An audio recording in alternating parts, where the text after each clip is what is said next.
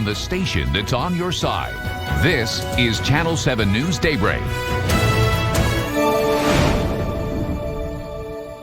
Welcome back into Channel 7 Daybreak. Today is Wellness Wednesday, and Dr. Scott Davis joins us from Baptist Well. Dr. Davis, thanks for taking some time out of your morning to talk with us about an incident that went viral a while back. We're talking about a Danish soccer player who had a sudden cardiac arrest on the field. His life ended up being saved, but it went viral for obvious reasons, happening in real time, and people were shocked around the world watching something like this. I know you wanted to shed light on what happened and how something like this can turn out to be okay in the end when many people, weren't sure if it was going to be at the time it took place.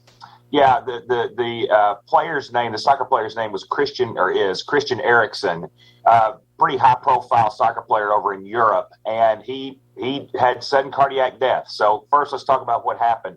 It's called sudden cardiac death, and in the United States, it can happen anywhere between 200 and 400,000 times over the course of a year. So it's not completely uncommon at all. And everybody's heard stories in the past about basketball players, Hank Gathers, Reggie Lewis, that had this sudden cardiac death. About half of the patients have coronary disease, but the other half don't.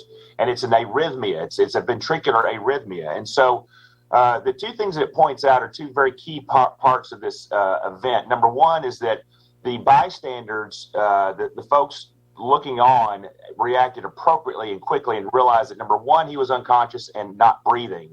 And number two, they need to get the AED, the automatic external defibrillator, deployed. And so he had this arrhythmia. They were able to shock him out of it, and it saved his life. And so it brings about just another level of awareness, community awareness here in the state of Arkansas about the role of CPR and also the role of these AED devices. Fun fact, in 2015, state legislature passed a law that said you have to be CPR trained to get a high school diploma in the state of Arkansas. 20 some odd states have kind of employed this type of legislation, which is really good because it brings about not only an awareness of CPR, but also kind of a mandate to go ahead and get it done.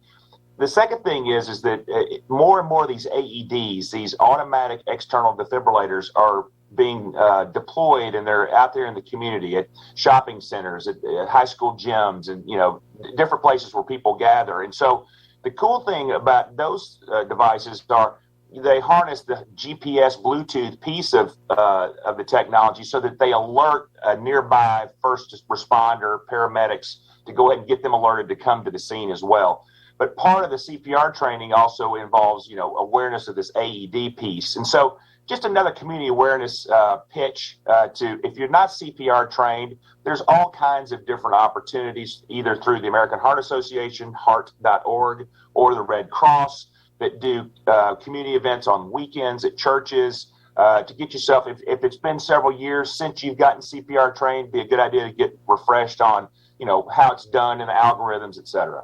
Well, it is something that people think, I won't need that, until you do need to know that information. Just like those players and the trainers on the field acted quickly, and that's why he's alive today. Dr. Davis, thank you so much for joining us. And if you'd like to find out more resources about heart health or speak with the great folks over at Baptist, you can do so by contacting them at 1-888-BAPTIST or go to baptist-health.com for more resources. We'll see you next time, Dr. Davis. Appreciate your time. Have a great week.